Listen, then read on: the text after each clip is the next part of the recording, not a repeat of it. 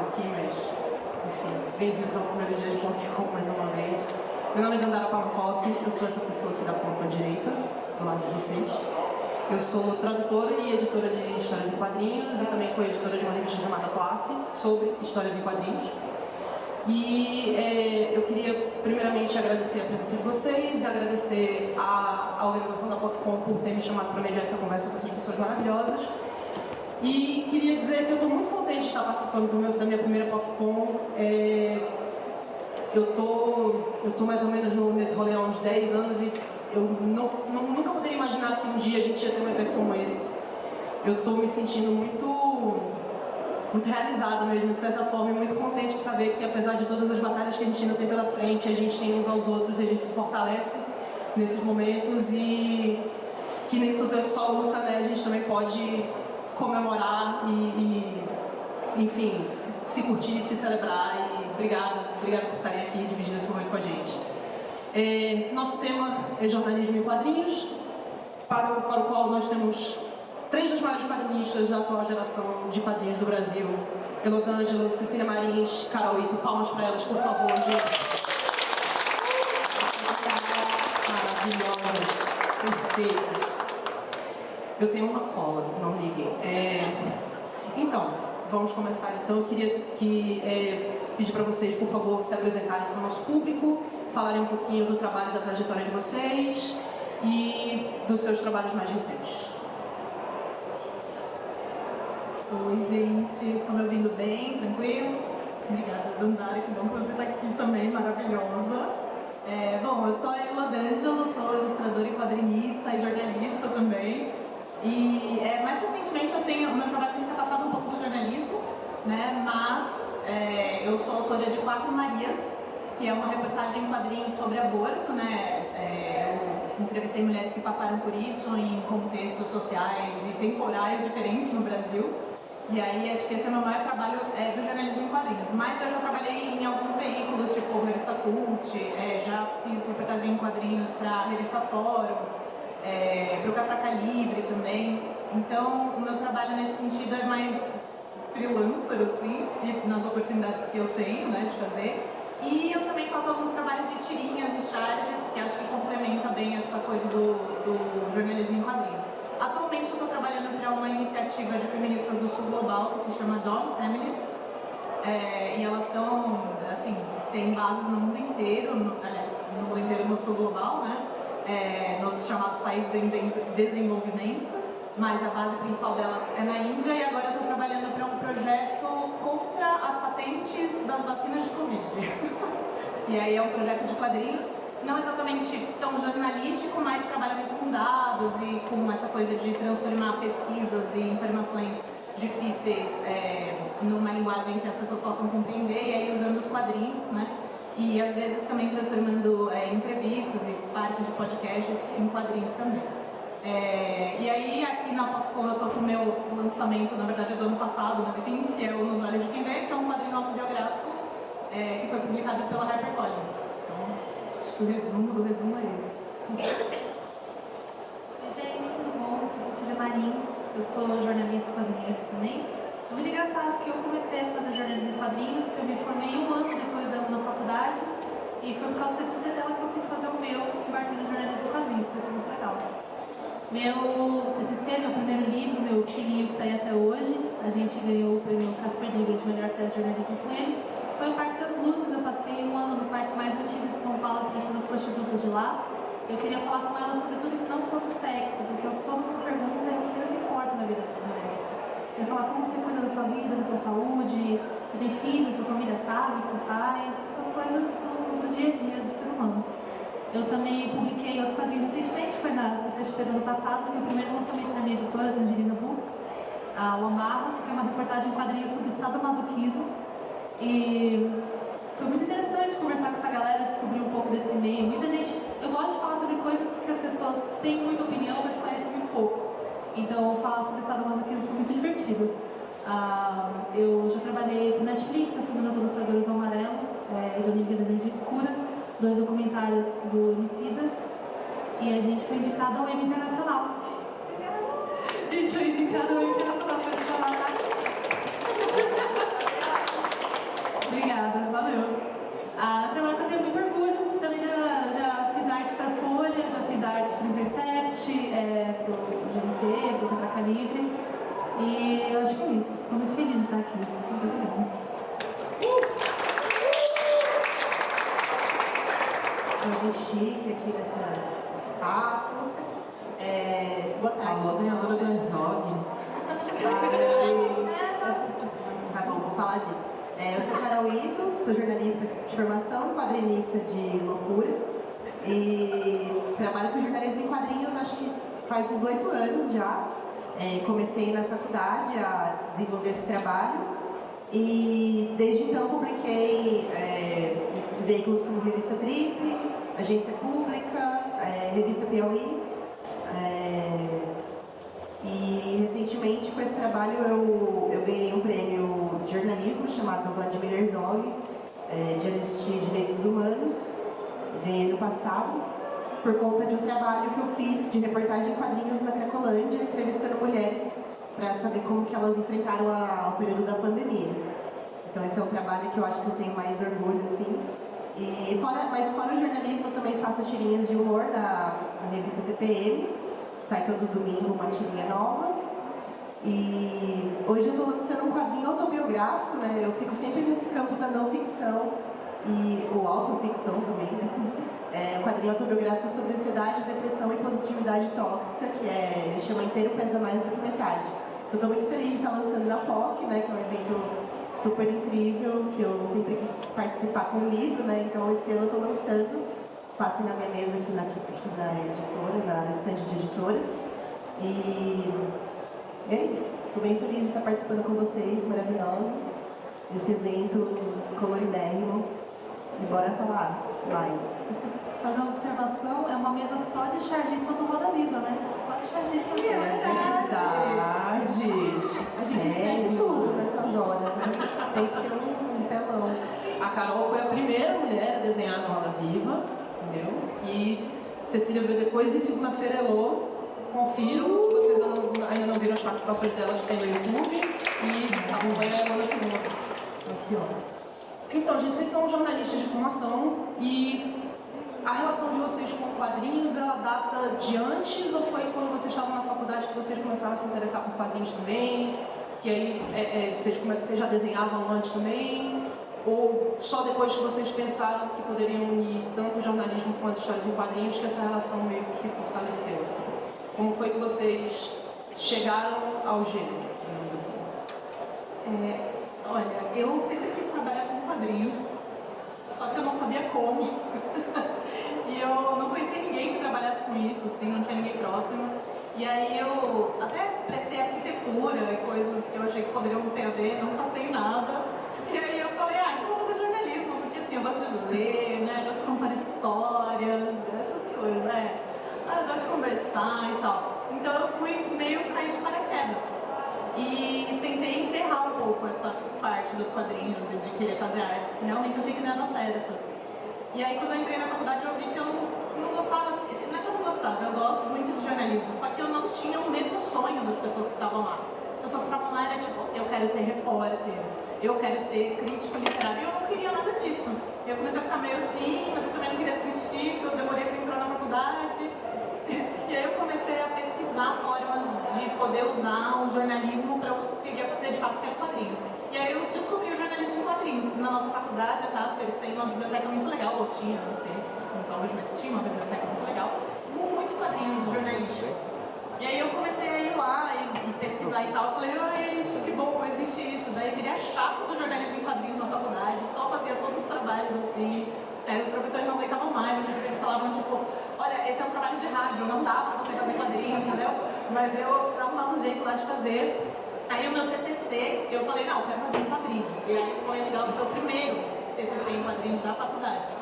E foi isso, foi muito massa, tanto que depois a Cecília também conseguiu fazer também, então tipo, que bom que rolou. E daí depois, quando eu saí da faculdade de novo, eu caí no abismo da insegurança, achei que eu não ia encontrar uma forma de trabalhar com isso, aí comecei a trabalhar com jornalismo cultural. E de novo, eu tive a mesma sensação de tipo, cara, eu não quero escrever sobre isso, eu quero fazer isso, quero fazer o que eu estou escrevendo sobre. E aí eu comecei comecei a fazer tirinhas, né? E comecei a sugerir mais pautas de jornalismo em quadrinhos, onde eu estava trabalhando, que era a revista Cult.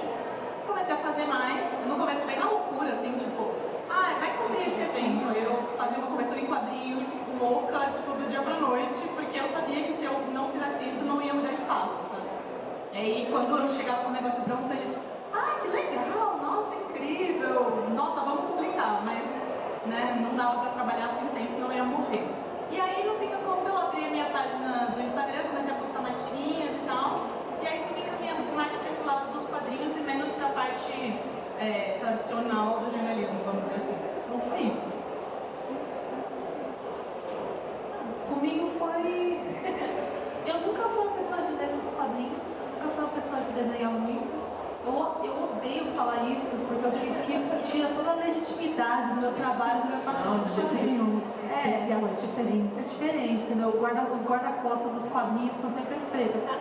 Mas eu lembro que todo mundo só comentou com a Turma da Mônica, eu lembro que a Turma do Ziraldo, eu adorava a Julieta, nossa, passava mal. Cara, eu lembro de ter algumas leituras durante a minha vida que eu vi que, tipo, ok, eu não quero trabalhar com texto. Então, eu lembro que eu li... Era uma professora muito maluquinha quando era criança. Eu adorava o jeito que o Ziraldo, ele pegava a visão que as crianças tinham da professora e traduzia na página.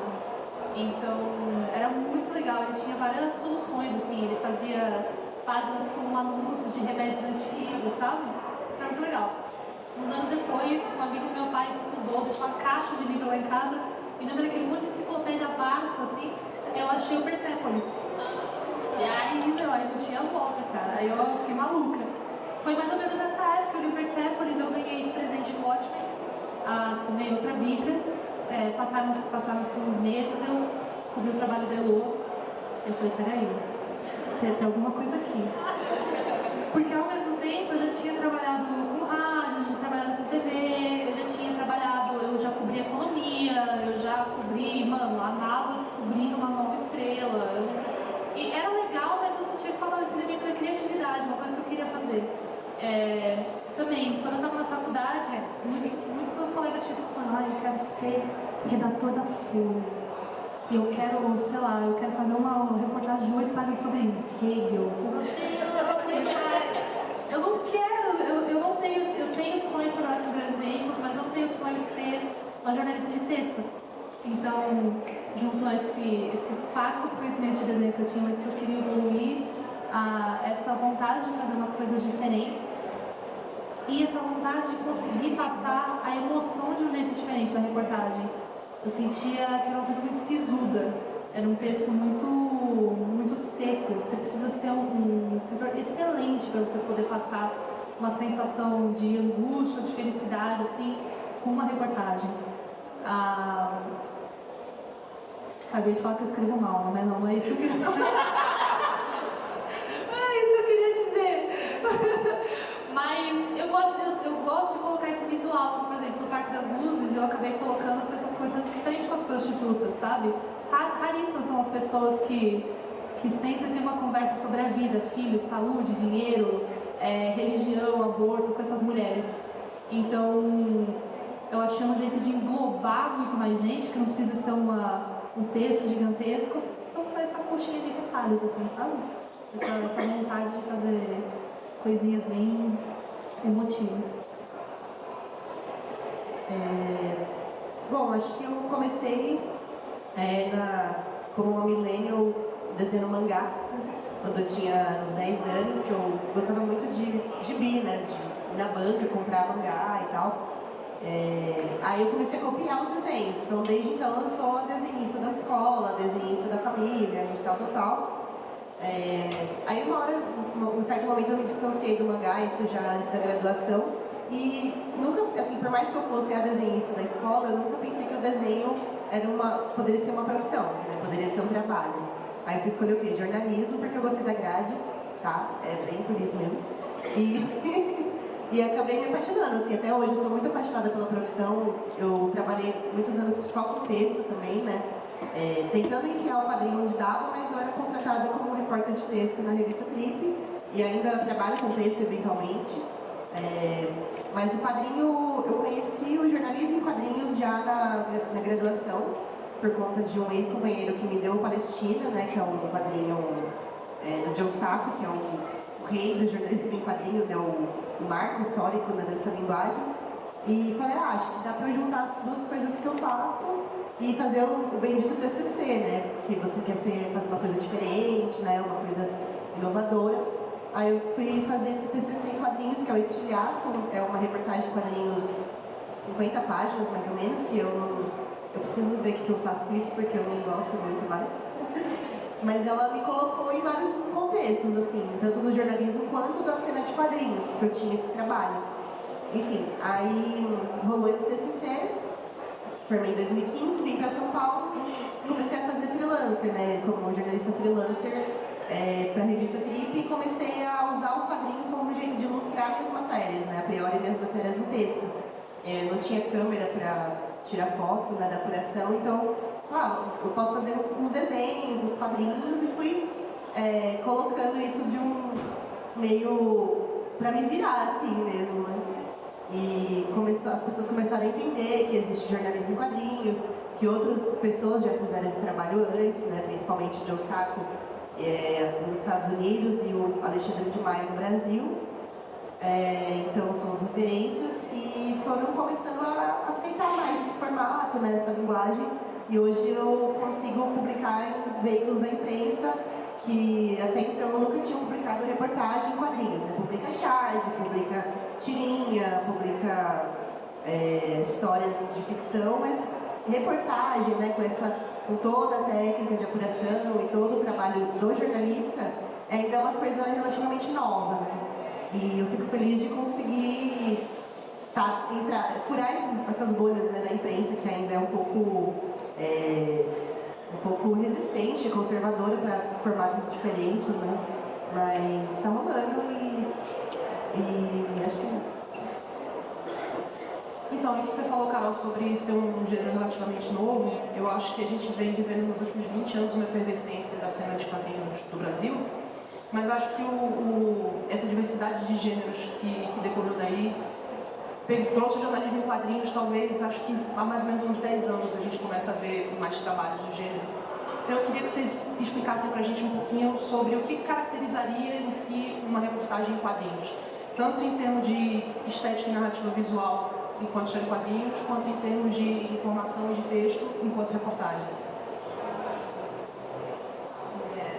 Eu acho que uma coisa que é muito importante no jornalismo em quadrinhos é que ele abraça muito a ideia de que o jornalismo, na verdade, não é imparcial, né? Porque quando você tem um jornalismo em texto, ou um documentário, ou uma coisa mais tradicional, muitas vezes você tem a ilusão de que aquilo é imparcial, porque afinal eles entrevistaram todos os lados, porque afinal, né, aquilo ali é uma imagem real, é um texto, sabe? E não existe isso, porque sempre tem uma edição, sempre tem um enquadramento, sempre tem a escolha das fontes que estão sendo, né, trazidas.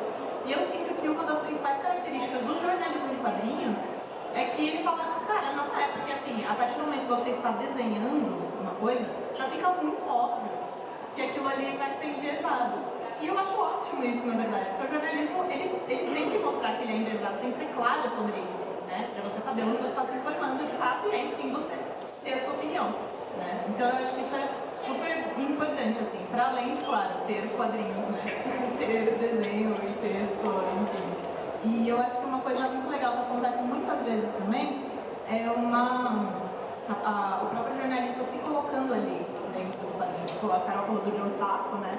O Joe Sacco sempre se coloca, se desenha mesmo dentro ali da matéria, e eu sinto que isso é legal porque também leva você a ter uma outra percepção, assim, daquele fato que está sendo relatado, né, daquele assunto que a pessoa está investigando, porque a pessoa se coloca ali, ela coloca as emoções dela. Pô, o Joe Sacco fala muito de Oriente Médio, enfim, ele vai em lugares, assim, destruídos por bombas, e aí ele não tem outra forma de falar daquilo sem ele se colocar ali e colocar o que ele tá sentindo, né? Então, não sei, eu acho que essa pra mim é a maior explicação, não sei. É a resposta mais chata que eu podia te dar, mas eu acho que para mim é muito importante o método. Eu acho que a gente estava até, a Dandara mediou outro evento ontem, um bate-papo sobre jornalismo em quadrinhos lá na UCRA. E aí ela estava fazendo uma pergunta para a Marília, que colaborou com o jornalista. E tem muita gente que não é formada em jornalismo que faz jornalismo em quadrinhos. Eu sinto que o que você precisa ter como base para tudo isso é um método. Então, assim, eu quero falar sobre, sei lá, a produção do milho no sul do país, qualquer assunto. Você precisa pesquisar, você precisa apurar, você precisa ir atrás, você precisa entrevistar, para você ter esse processo de você trazer uma informação confiável. Eu acho que, para mim, muita gente acha que como é quadrinho é coisa de criança, é coisa... é uma coisa mal feita, é uma coisa só para divertir, e mesmo que seja reportagem, não é reportagem lá, aquela reportagem, sabe? Porque é desenhado, não é confiável. Então acho que eu sempre faço questão de deixar muito claro que as minhas reportagens elas são muito sérias, elas têm muito processo de pesquisa. Os processos de pesquisa das minhas reportagens aí, é de 1 ano e 6 meses. Então, sempre que eu vou explicar, eu acho que a pessoa consegue entender um pouco a profundidade do trabalho que o repórter tem, seja em quadrinhos ou seja em texto. Eu concordo com vocês, só complementando, eu acho que, principalmente na reportagem, é óbvio que a gente trabalha com outros gêneros, né, como entrevista, como reportagem em si, como... Nossa, me deu um branco, né? Os gêneros, enfim. A gente faz várias coisas com jornalismo em quadrinhos, mas no caso da reportagem, ela é uma reportagem igual, assim, independente do tipo de narrativa que você vai usar, que você vai escolher, a apuração é a mesma. Então, até depois que fiz todas as entrevistas, decupei as entrevistas, fui atrás de dado, de entender o contexto, aí é que vira o roteiro, aí é que vira o desenho. Então, todo esse processo antes se você é um bom jornalista, vai ser bom em qualquer meio narrativo. Então, existem bons e maus jornalistas em todas as formas de linguagem, né? Principalmente texto, mas eu vejo, você vê muita barbaridade, né, nos portais, pensando em desinformação, né? Então, eu acho que assim, cara, você saber apurar bem um dado, citar a fonte certinho para que o leitor consiga apurar aquilo por si só, né, checar aquela informação, é uma coisa basics, mas muita gente não faz, né, principalmente no hard news, que é essa notícia rápida, diária, enfim. Então, isso vai ser, independente da linguagem, você tem que ter consigo enquanto jornalista, sabe? E eu já vi trabalhos de jornalismo em quadrinhos, inclusive sendo banca, né, de trabalhos de faculdade, que a pessoa, por exemplo, fez lá uma arte linda, desenhou, maravilhoso, só que não fala de onde ela tirou a entrevista, por exemplo, uma coisa que eu sempre falo, fiz uma entrevista por videochamada com o fulano, apresento, né, falo, como que eu cheguei nessa história, sabe? Mas não, a pessoa só jogou a história lá. Você não sabe se ela foi até um lugar entrevistar, você não sabe se ela inventou aquilo. Então, tipo, não funciona, sabe? É uma reportagem como outra qualquer. Tem que saber e conhecer muito bem aquela linguagem, né? Também. Não dá pra você só transpor do texto para um quadrinho, para um desenho, né? Tem que saber. Acho que nessa transposição tem pessoas que eu não preciso ser tão rigorosa com a apuração, né? Com o roteiro em si, porque é quadrinho, mas não, tipo, por isso que você tem que ser mais rigoroso ainda, porque você vai parar na imprensa, o editor vai falar, não tô entendendo nada, isso aqui não é jornalismo, sabe? Então tem que ser mais rigoroso ainda, eu acho. Esse gancho que vocês trouxeram a respeito da objetividade versus subjetividade no jornalismo em quadrinhos, me puxou uma questão que eu realmente queria trazer para vocês, que o Augusto Parim, que é um tradutor e pesquisador também de histórias em quadrinhos, no artigo ele fala justamente isso, de que no jornalismo em quadrinhos a subjetividade do autor ela não só é aceita, como ela é desejada. Porque a gente, enquanto público, tem essa visão de uma suposta imparcialidade do jornalismo tradicional, que na verdade é um preceito trazido pelas escolas norte-americanas de jornalismo dos anos 50 e 60 e tal. E que quando você entra na faculdade é uma das primeiras coisas que você aprende, né? Que isso cai por terra. E aí, eu acho que no jornalismo, não sei se vocês concordam, talvez as histórias em quadrinhos sejam um dos primeiros gêneros a, de fato, abraçar mesmo essa subjetividade de forma muito clara. E talvez até influenciar outros meios nesse sentido. Então, vocês acham que o jornalismo em quadrinhos pode ser uma ferramenta para que a gente tenha uma transformação social do olhar sobre a função do jornalismo para a sociedade? Eu acho sim. Até porque hoje em dia o que a gente mais vê é os meios de comunicação, né, os editores procurando coisas até diferentes para poder, né, furar a bolha dos mesmos leitores de sempre para chegar em mais leitores, porque as redes sociais, algoritmos, essas coisas, né, não estão entregando tanto. A gente sempre ouve dizer que a mídia está em crise, porque, enfim, né, tá igual a, sei lá, 50 anos ou mais. Então eu sinto que o jornalismo em quadrinhos, ele aparece como uma possível solução para isso também, sabe? Não só para isso que você mencionou, Dandara, de influenciar nesse sentido, né, de trazer um novo olhar aí para o que está sendo informado, a forma de informar, mas também para trazer um novo interesse mesmo, porque é o que a Cecília estava falando, cara, você pegar a exportação de milho sei lá, do norte do Brasil, às vezes a pessoa fala, nossa, que assunto que não me interessa, mas aí se você leva isso com um desenho, sabe, colocando ali um sentimento mesmo, não no sentido de sentimentalismo, não é isso, mas sabe, de colocar uma visão que toque as pessoas, que coloque elas no centro da narrativa também, sabe, eu acho que isso tudo ajuda demais, assim. Um dos quadrinhos que mais me influenciou a fazer jornalismo em quadrinhos foi o Meninas em Jogo, né, da DIP do Alexandre de Maia. E, cara, foi maravilhoso, porque é uma reportagem em quadrinhos sobre a questão da prostituição infantil durante a Copa, né, e aí, cara, eles fizeram uma investigação, assim, primorosa, e uma das partes, o Alexandre, ele vai conversar, vai entrar em lugares onde supostamente existe esse tipo de prostituição para investigar. E ele não pode tirar foto, não pode filmar. Então ele desenha aquele lugar. Então não é só uma descrição daquele lugar, ele realmente coloca para a pessoa ver, né? E coloca, é como se colocasse você lá dentro, assim. E é maravilhoso. E nenhuma outra forma de, nem documentário, nada, não consegue te colocar nesse lugar. Porque se você não pode filmar, você não pode filmar. Ou então você vai filmar escondido, né? Aquela coisa. Então eu acho que sim, eu acho que é uma forma muito interessante de passar informação, de fazer você questionar as formas tradicionais de receber essa informação e de te tocar de uma forma que você não seria tocado com outros formatos. Mas eu sei que eu sou suspeita porque eu amo essa forma aí, mas eu acho foda. Mas é muito legal, assim, eu fiz bastante reportagem para as redes sociais, reportagens mais curtas, e uma em 8 capítulos, que eu não sei como o Joio e o Trigo topou fazer comigo, mas foram 8 capítulos de 10 páginas sobre a estratégia daquela marca vermelha de refri nos países do sul global para mudar as estratégias de alimentação na política dos países e fazer a galera tomar mais Coca-Cola. A principal causa de morte no México hoje é a obesidade por causa da influência da marca vermelha de refri. E outro assunto... Não posso, não tem dinheiro para tomar processo.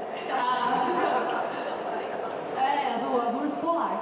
E aí, cara, parece teoria da conspiração quando você fala. Parece, beleza, vai ter feto agora adoçando o refri, sabe? Mas, à medida que eu via que a galera ia lendo, e eu trouxe patos, né?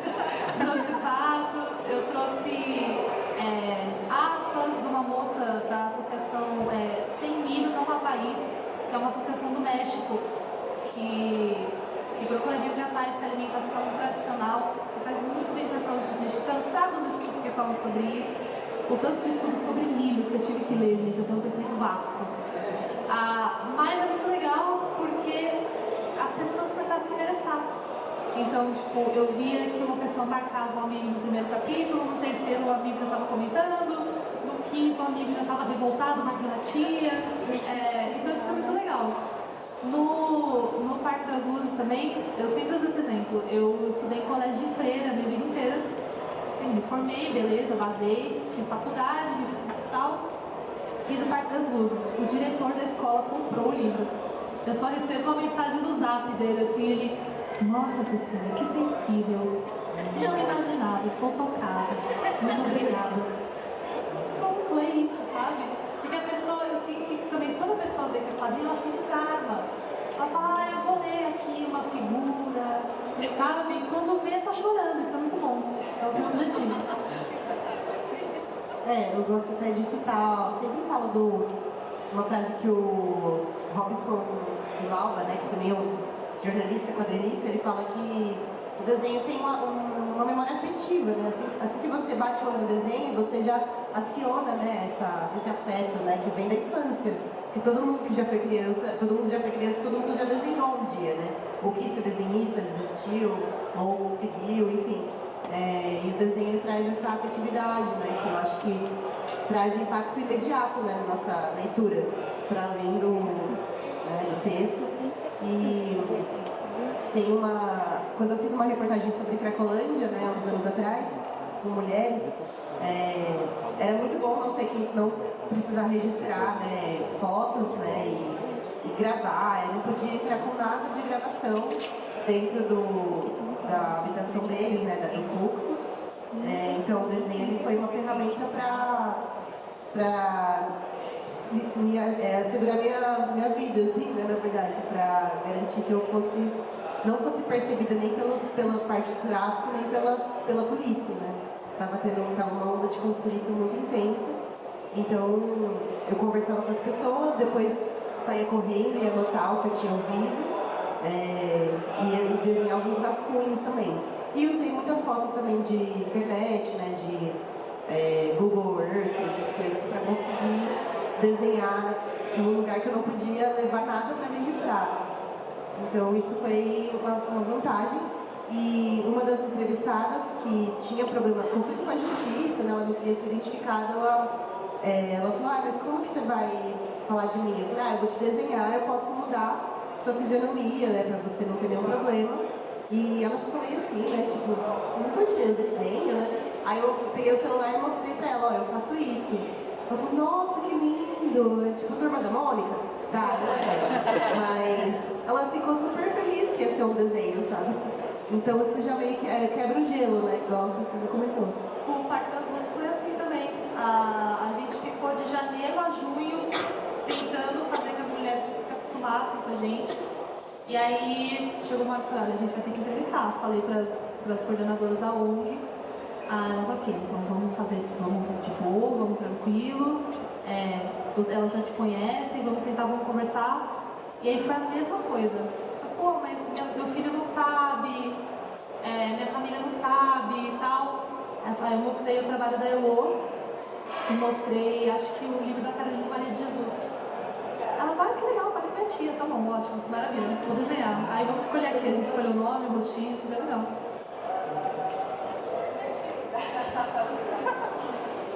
A gente pegando esse gancho mais uma vez de vocês a respeito do jornalismo em quadrinhos ter essa capacidade de furar bolhas, eu acho que isso acontece muito também no ambiente virtual. A internet e as redes sociais propiciaram nessa efervescência dos quadrinhos nacionais atualmente um novo modo de publicar e chegar em diversos públicos. Mas a gente está vivendo também num momento em que as redes sociais são um grande vetor de desinformação. E a gente tem sofrido consequências muito graves disso nos últimos anos, não só no Brasil, como no mundo inteiro. Então vocês acham que talvez o jornalismo em quadrinhos com essas características de poder alcançar um outro público, de poder levar informações de outros modos, pode ser uma ferramenta para combater isso, que talvez seja um dos maiores males das últimas décadas? Demais. A gente fez um projeto com o Monada, que é um portal de notícias do Sul.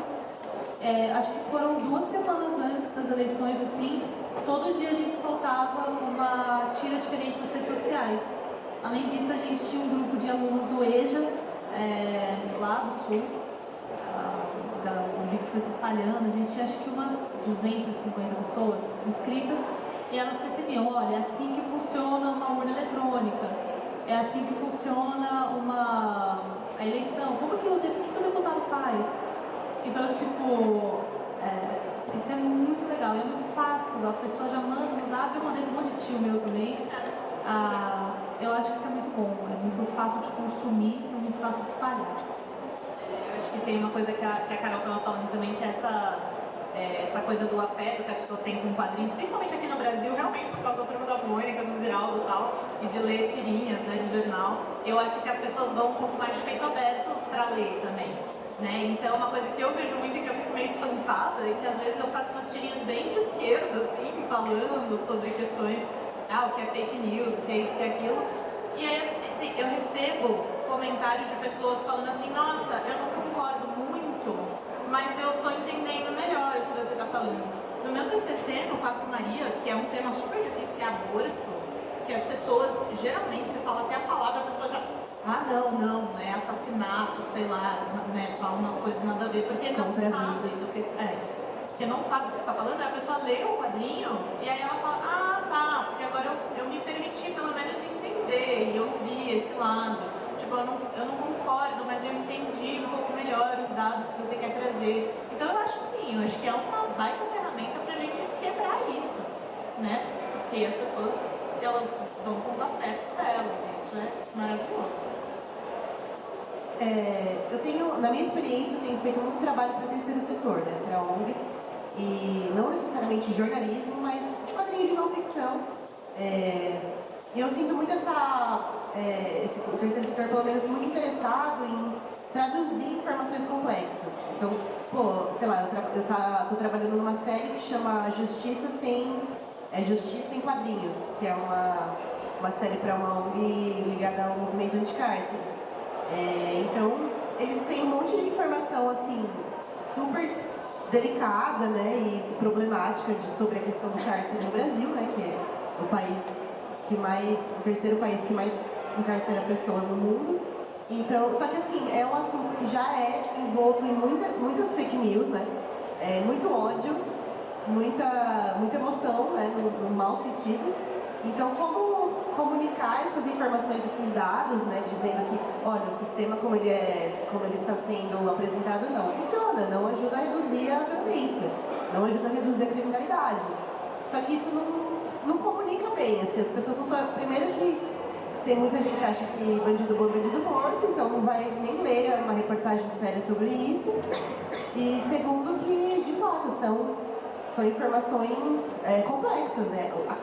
O tema é complexo, então o quadrinho vem como uma forma de simplificar sem distorcer. Então eu sinto muito essa procura, assim, não só em relação ao cárcere, mas várias pautas mais cabeçonas, assim, que as ONGs costumam trabalhar, e muitas vezes com muito jargão, né? Com muita informação técnica, elas me procuram para tentar transformar isso numa linguagem mais simples, assim. Então, o John Sacco, inclusive, ele disse numa entrevista que nas reportagens dele ele consegue trazer com o desenho certas imagens que seriam intragáveis, digamos assim, em qualquer outro meio, seja no documentário, seja no jornalismo fotográfico. Vocês concordam com isso? Que existe essa suavização e que ela pode ser benéfica para a transposição da informação? Eu acho. A gente tem que relatar uma cena de violência no Parque das Luzes. Foi uma coisa bem complicada, entre quatro paredes. Então, tipo, o cara, sabe, eu esqueci a palavra, o cara intimidou a mulher.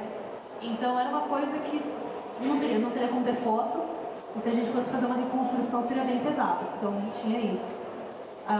Eu acho também que nesse segundo livro, o sadomasoquismo, acho que se a gente colocasse uma foto, a pessoa fica, por que você está colocando essa foto? Eu não quero ver, sabe? Teria um pouco de aversão. Mas eu acho que colocando um desenho, talvez colocando uma subjetividade diferente, a pessoa seja um pouco mais aberta, talvez leia, veja uma ou duas páginas que eu gosto de ler. Não, concordo. Eu acho que às vezes a gente até nem precisa desenhar, tipo, um corpo, sabe? Não precisa ser aquela imagem que, por exemplo, o fotojornalismo faria, né? Não falando mal, mas assim, seria diferente. Às vezes você pode não desenhar nada, ou botar um personagem num espaço vazio, e isso diz muito, sabe? O que eu acho muito interessante do jornalismo em quadrinhos é essa liberdade de poder usar essas ferramentas da linguagem dos quadrinhos. Metáforas visuais. Exatamente, e você ainda está informando, né? Mas assim, você não perde a questão da informação, mas você toca de uma outra forma o leitor ali. Eu acho que sim. Eu concordo, acho que no caso de Osaka é bem específico, porque ele cobriu muito conflito de guerra mesmo, né? Então, ele via assassinato, via pessoas sendo espancadas, ou ouvia relatos disso, né? E o quadrinho dele era bem underground, assim, ele colocava essas cenas mesmo. Embora tenha várias formas, né, de comunicar esse tipo de coisa, mas no caso dele funciona bem porque é isso, né? Você não vai ter o registro de uma pessoa sendo espancada no meio de uma guerra, assim. Mas a gente discute isso como ética mesmo da profissão, né? Qual o limite, né, da exposição do personagem e tal. Acho que vale para qualquer formato, mas eu acho o desenho até menos cafona, assim, porque, sei lá, aquelas simulações de TV, né, que a pessoa fica uma sombra, assim, com a voz de pato. Eu não sei, acho cafona. Eu acho que vocês deixaram bem claro pra gente que, muito embora exista essa característica de subjetividade no jornalismo em quadrinhos, isso não quer dizer nem de longe de que a informação seja deixada de lado. O objetivo de informar ainda é muito presente. Mas aí essa subjetividade no quadrinho, ela se traduz não só no texto, mas obviamente na estética. Assim, a gente tem 3 quadrinistas, por exemplo, com estilos bem distintos entre si.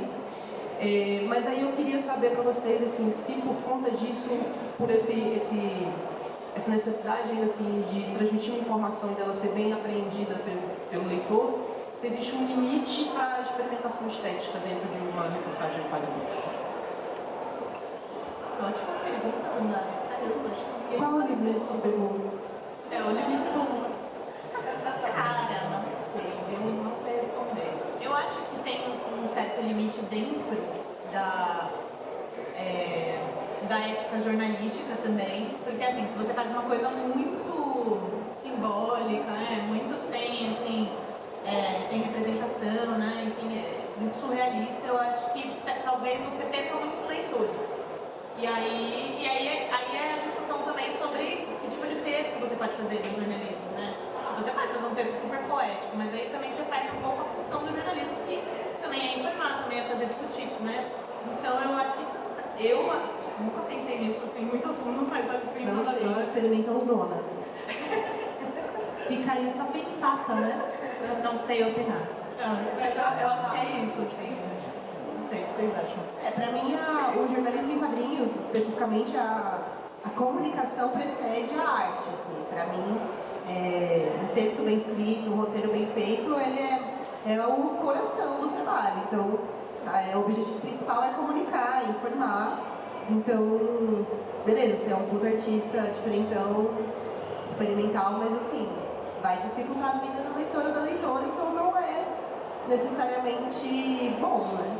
Embora eu já tenha visto vários tipos, né, de quadrinhos jornalísticos, tanto um estilo mais cartoonizado, né, que é um estilo mais minimalista, quanto um estilo mais realista, né? Eu fico meio que no meio termo disso, mas quando, por exemplo, eu faço cartoon ou tirinha, o traço é totalmente diferente do traço do jornalismo em quadrinhos, porque eu preciso de que a imagem informe mais do que quando eu faço um cartão ou tirinha de humor, por exemplo. Que a imagem conte como que a pessoa se veste, como que a pessoa, onde ela vive, né, o contexto que ela vive. Então, eu sinto essa necessidade, embora nem todos os artistas trabalhem assim, mas no geral é isso, você está suprimindo um monte de informação que seria texto em forma de imagem, então essa imagem tem que dizer o que ela tem que dizer mesmo. Talvez, elucubrando aqui, talvez se você fosse, por exemplo, fazer um quadrinho sobre a obra do Beckett, que é um cara que faz umas peças que, resumindo muito cruelmente, não tem pé na cabeça. Começa, não termina, e aí o pessoal fala nada e sai andando. Eu acho que aí talvez seria legal você pinar um pouquinho disso no seu quadrinho para poder passar essa sensação. Mas precisa ter essa base de informação, porque a pessoa precisa, eu pelo menos, para mim, as pessoas precisam terminar de ler e falar assim: nossa, meu, você tá na mesa do bar e falar, eu li essa reportagem sobre isso, olha que legal, deixa eu te falar. Então, eu acho que... Se você pegar um pouco na mão do leitor ou da leitora, sabe? Não dá só, imagina um documentário que só tem cortes de pessoas falando, sem um narrador, por exemplo. Se você fizer isso no quadrinho, dificilmente vão entender, sem uma narração, sem uma coisa que vá te guiando pela história, sabe? Eu, pelo menos, quando eu leio coisas assim, eu acho meio confuso. Gente, infelizmente teremos que ficar por aqui. Chegamos ao fim do nosso tempo. Pois é, o assunto rende bastante, a gente teria muito mais para discutir a fundo, principalmente com 3 artistas que entendem tanto do seu ofício. Queria agradecer a vocês pela disposição em estarem aqui para ter essa conversa com a gente. Queria agradecer a vocês que ficaram para ver a conversa. E queria convidar vocês a passar nas mesas das artistas. Tá, todo mundo... Não, quer dizer, o Amarra saiu há pouco tempo e o Nos Olhos de Quem Vê também, mas a Carol está com um livro fresquinho. Passem nas mesas de todas elas para conhecer esses trabalhos. Tem sessão de autógrafo 15 para 7. Como? Sessão de autógrafo 15 para 7. Não sei onde é, mas... Não percam essa oportunidade. Ah, bom, valeu. Eu estou com a revista O Grito, que é o projeto mãe da revista Plaf, na mesa 47. A gente também está lançando um quadrinho de um autor estranho chamado Chico Lacerda, então passa lá também para conhecer a gente. E sigam todos nós nas redes sociais. Vocês querem dar os arrobas de vocês, gente? Eu sou a @elodangeloarte. Eu sou a Cecília Tangerina, tipo a fruta. Sou carolito.hq. E eu estou na revista Plaf. Tudo junto, em todas as redes. Gente, muito obrigada. Bom evento para todos nós.